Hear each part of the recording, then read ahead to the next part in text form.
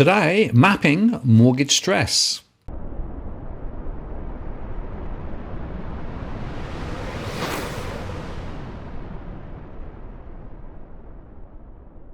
Hello again, it's Martin North from Digital Finance Analytics. Welcome to this post covering finance and prop news with a distinctively Australian flavour.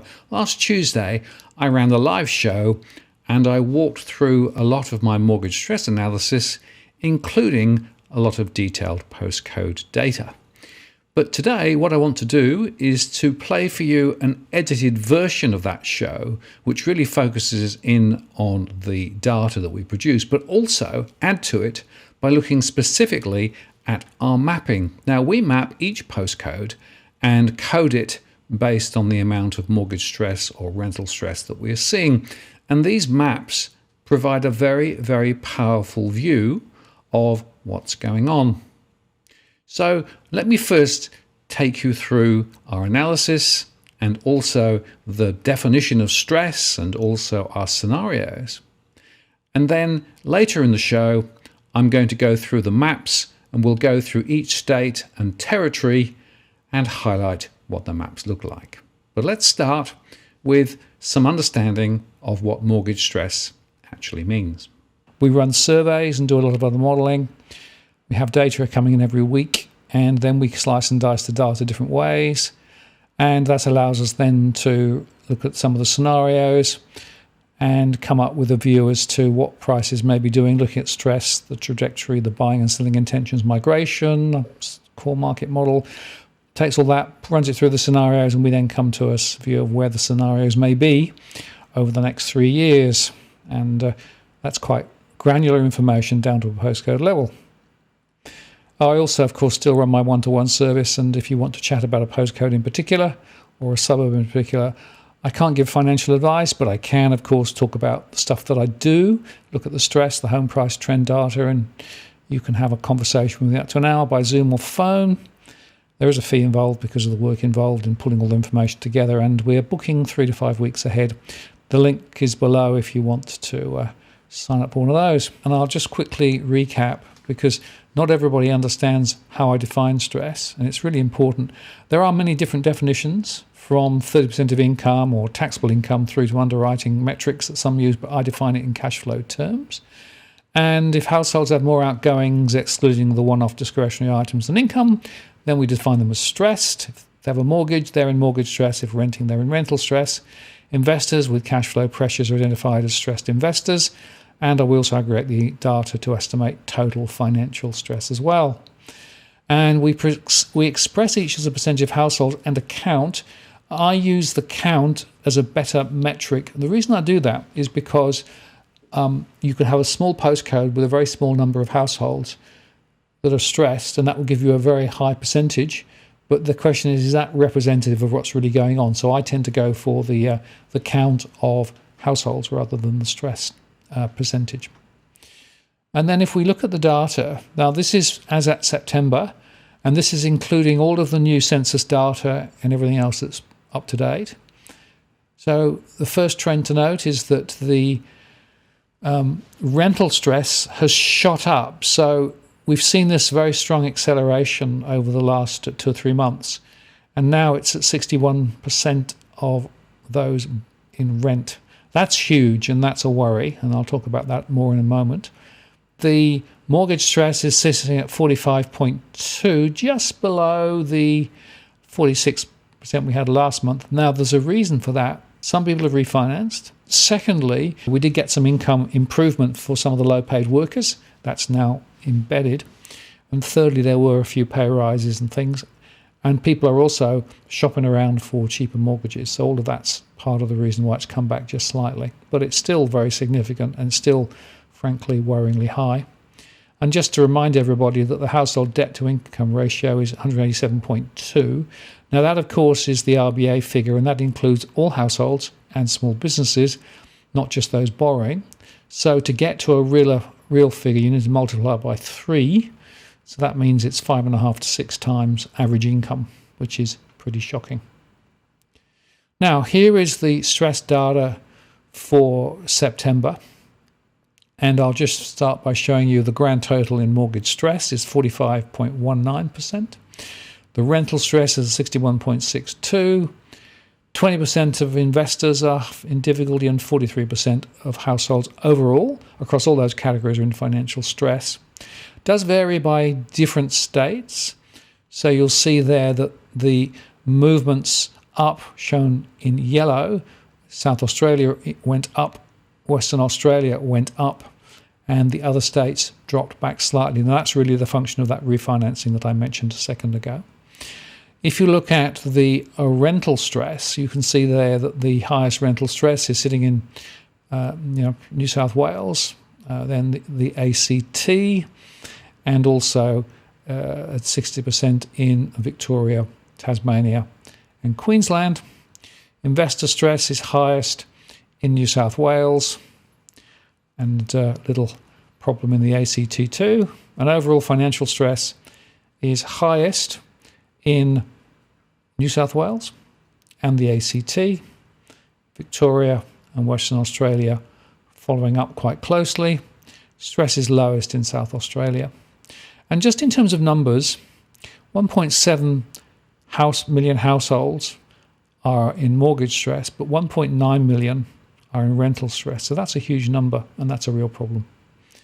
If we then look at the information by segment, and I've highlighted those in this particular chart with the highest numbers. So as you see, battling urban and young growing families have the highest amount of mortgage stress. Rental stress is highest among older households and also among first-generation Australians. They're called the multicultural establishment, and also wealthy seniors as well as young growing families. And investor stress is more predominant in the exclusive professionals, the more mature, stable families, and also the young affluents. And the financial stress, well, it's spread quite widely, but young growing families is where a lot of the issues are, 64%. That's where a lot of the first-time buyers are, of course, as well as 53% amongst the battling urban, the people on the outskirts of town, and the disadvantaged fringe. And I would make this point again, the first-generation Australians are actually very much exposed too. Now, if we then look at mortgage stress, we can see here that the postcode with the most mortgage stress is 2560, which includes Campbelltown, with 12,000 households in stress.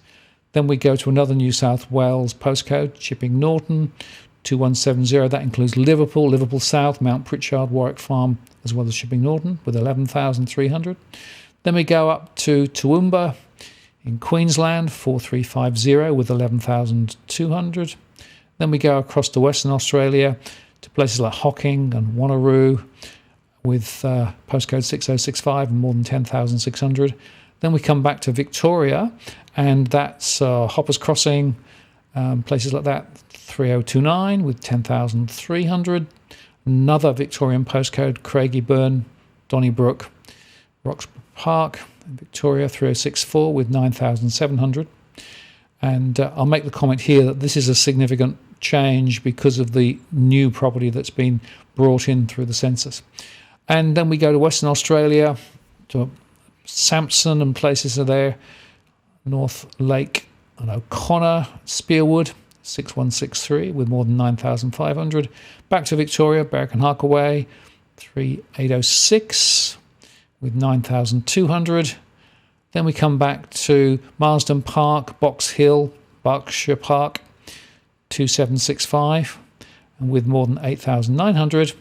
And then down to Victoria, Narrow Warren, Fountain Gate, 3805, more than 8,900. So you can see that there's a commonality here.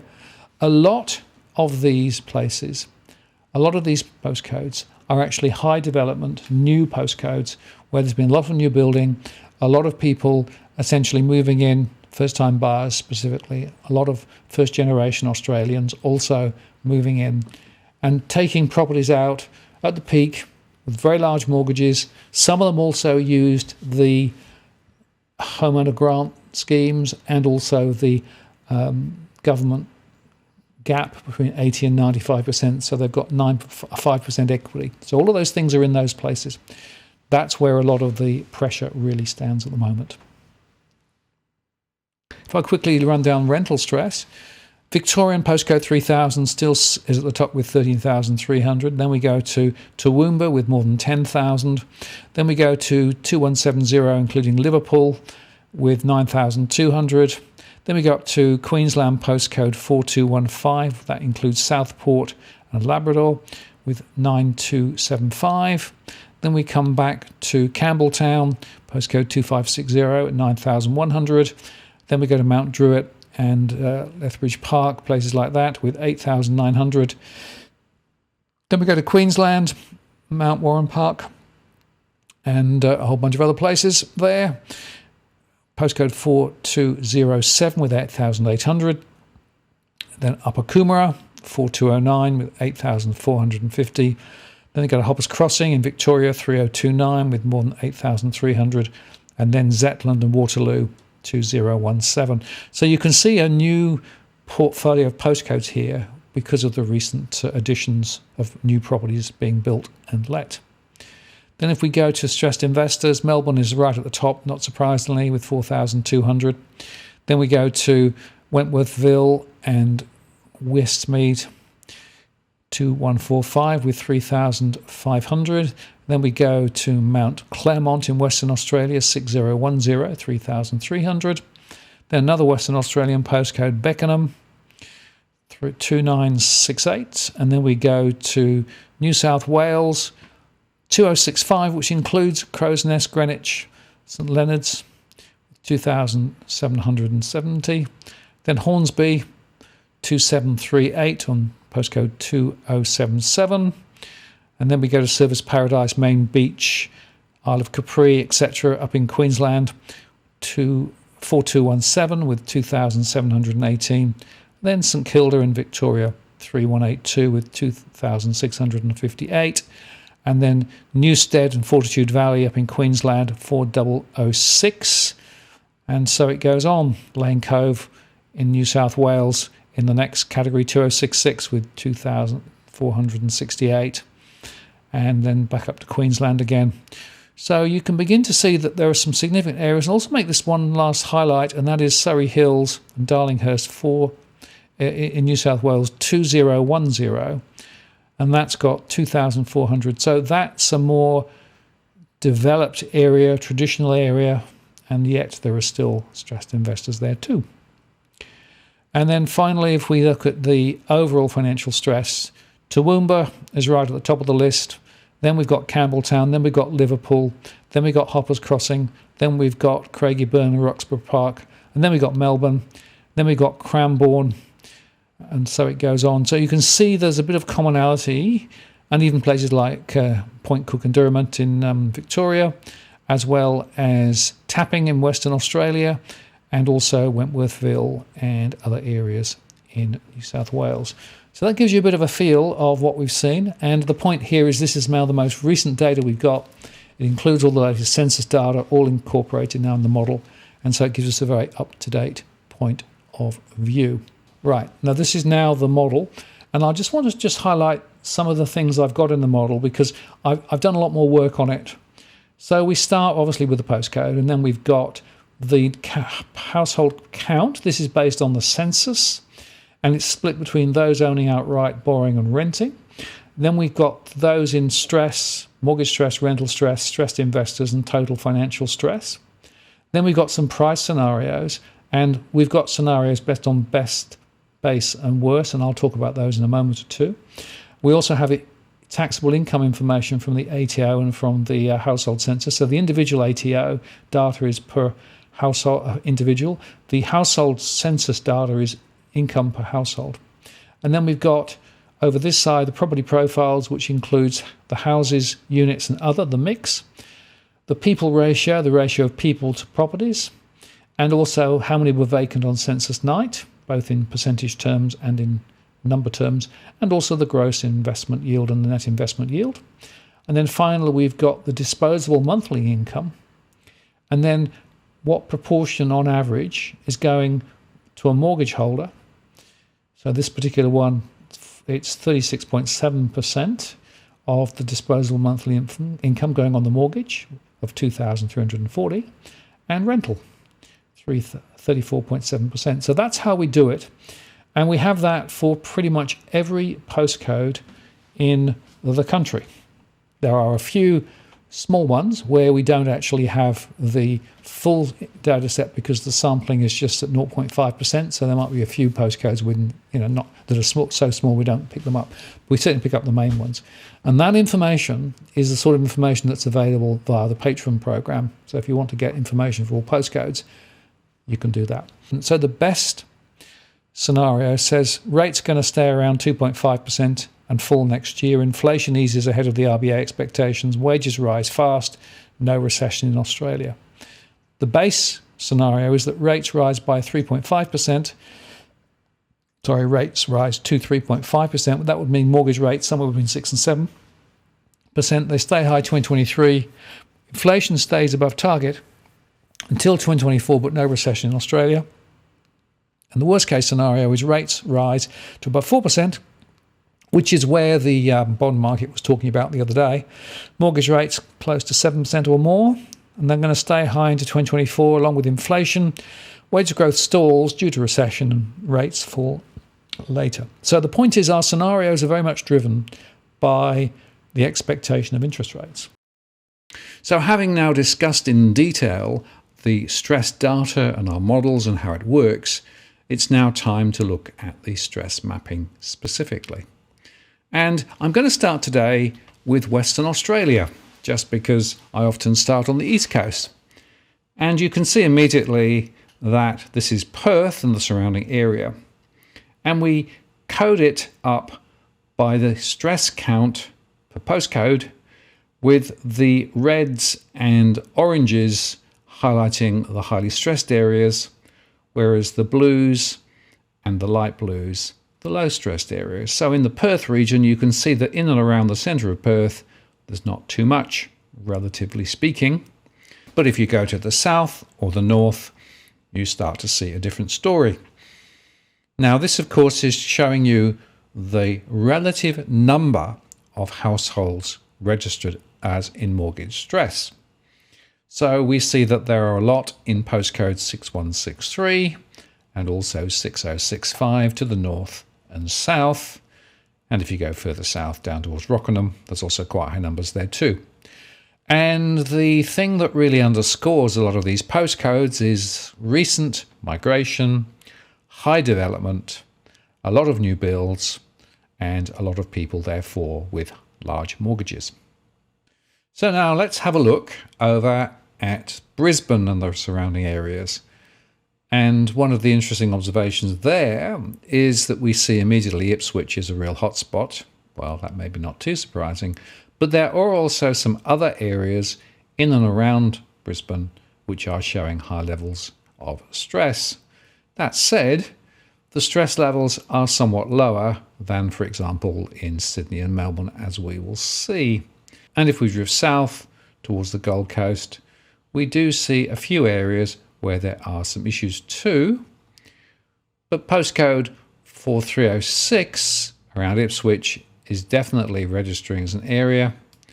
And if you go further out there towards Toowoomba, you can see that that's also a significant hotspot area. And if I go north up towards the Sunshine Coast and Noosa, well, there are a few areas where there are issues, but relatively speaking, the counts are quite small. So now let's look at Sydney and its surrounding areas. And once again, it's significant to see a lot of stress in Western Sydney from Blacktown down through Liverpool and towards Campbelltown. Now, closer to the coast, the stress pockets are not so significant, but there are some, like 2170, that does stand out. And if you take a look at the area around the harbour, you can see that on the whole, things are reasonable, although it is worth noting that places like Bondi and Randwick and Waterloo do have higher counts than some other areas. A lot of the areas directly north of Sydney are looking pretty good, but if you go up to the northern beaches, there are a few areas like at DY, for example, where the counts are a little higher. Now, in Melbourne and the surrounding areas, we can see that closer into the city, mortgage stress is relatively benign. But if you go out to the outer suburban areas, again to the high growth, high development areas, particularly beyond Greater Dandenong and north, and also over to the west, there are significant hotspots. And if you pull out a little further, you can see that even Ballarat in the regional areas there are actually also registering. And the significant factor that we see, these large counts, are in high growth areas where there have been a lot of property development recently, a lot of people have bought recently, a lot of first time buyers, a lot of first generation migrants with very significant mortgages. And interestingly, of course, a lot of these areas have high transportation costs because the infrastructure is relatively underdeveloped. So if I go over to South Australia and particularly look around Adelaide, we can see that in and around the centre of Adelaide, not too much. But if you go south or north, you start to see more stress areas. Postcode 5108 in particular to the north has some issues. And in fact, relative to the other states, the overall counts will be lower because the population density is lower, but there are a number of postcodes here that are also registering significant issues. Now, if I go down to Hobart, in and around the southern part of Tasmania, again, there are some areas where stress is registering certainly higher than in and around, say, Sandy Bay and places like that. But of course, the absolute counts are relatively low. But if you look at areas around Launceston, there are also some significant hotspots there too. Looking at the areas around Darwin, again, the counts are relatively low, but there are some areas around Darwin where there are higher counts.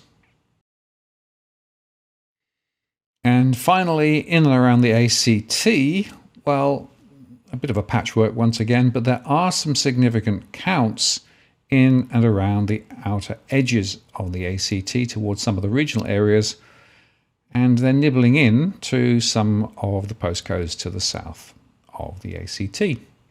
Now, if I then turn to rental stress, there's a bit of a different story. This is looking at Brisbane and the surrounding areas. And yes, there are issues around Ipswich, as you might expect, but also there is significant issues of rental stress in and around the Gold Coast, and even some areas in and around the Sunshine Coast. We're certainly seeing significant rental stress in a number of areas. Looking at the rental stress in and around Sydney, you can see that, again, Western Sydney from Blacktown through Liverpool and Campbelltown is where the highest counts are. But I'd also make the point that there are quite a few other areas closer in where rent's a problem, and it also spills over onto the Central Coast as well.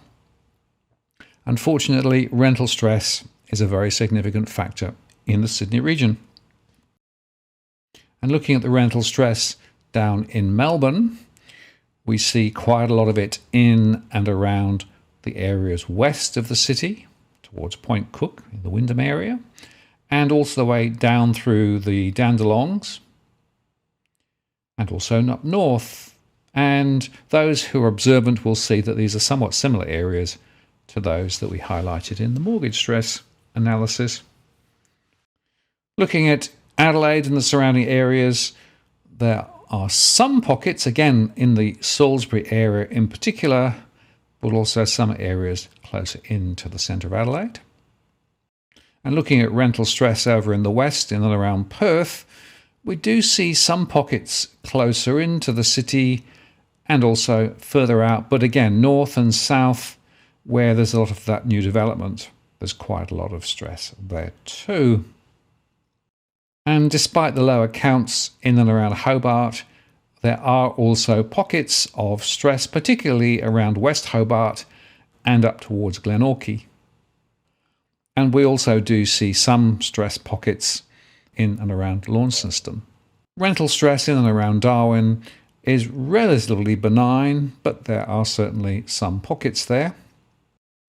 And finally, we do see some pockets of rental stress in and around the ACT.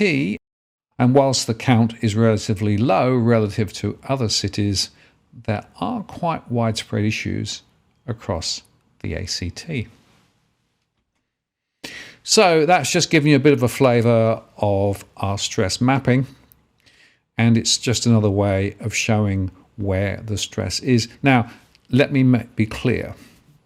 These are averages, and it's based on the absolute count of households who are in difficulty. And quite a few of those are in high growth corridors, new development areas, recent purchasers or renters, a lot of first time buyers, a lot of people with big mortgages. But if you look more carefully, you can also see other areas of the country also experiencing considerable issues at the moment. And as I said in the earlier part of the presentation, stress has probably never been as high as it is now, thanks partly to the cost of living rising because of inflation, and also because of the interest rate costs directly hitting many people through their mortgages, or indirectly with the higher rents. Unfortunately, this is not going to cure itself anytime soon, which means that it's very important to begin to think about taking the right measures now to alleviate greater pain later. If you do want to get hold of all this data, you can subscribe via Patreon, and it's $50 US a month plus GST, and you can then subscribe and receive every month the full data set that I've been going through this evening. It's updated every month, and for as long as you subscribe, we send that data set out to you, and also gives you access to the online version as well, which is being tweaked a little bit at the moment. If you have difficulty with finances, and if you've got issue with cash flow and all those things, it's worth bearing in mind that the National Debt Hotline on 1-800-007-007 is always there. That's a free consultation line. It's run by the government, and it's not one where they charge you to provide advice. That's worth bearing in mind. 1-800-007-007. Also bear in mind that if you do have financial hardship and you're paying a mortgage, the banks are obliged to talk with you and try and help you out. I'm Martin North from Digital Finance Analytics. Many thanks for watching, and I'll see you again next time.